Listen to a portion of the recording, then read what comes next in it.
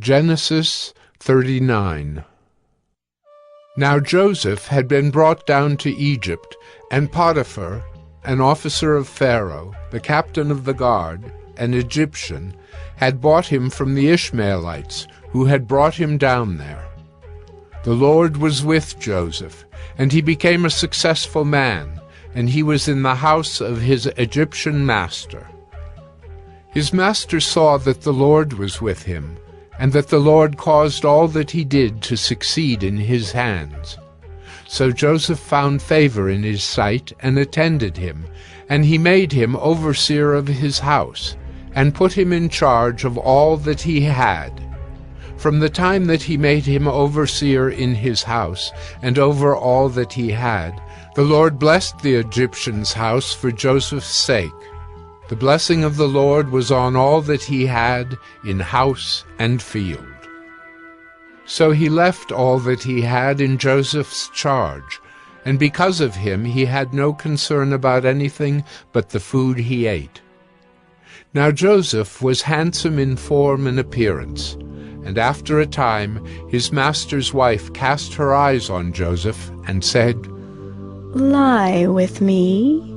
But he refused, and said to his master's wife, "Behold, because of me my master has no concern about anything in the house, and he has put everything that he has in my charge. He is not greater in this house than I am, nor has he kept back anything from me except yourself, because you are his wife. How then can I do this great wickedness and sin against God?" And as she spoke to Joseph day after day, he would not listen to her, to lie beside her or to be with her.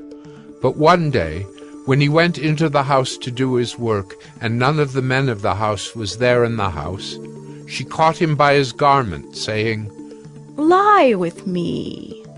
But he left his garment in her hand and fled, and got out of the house.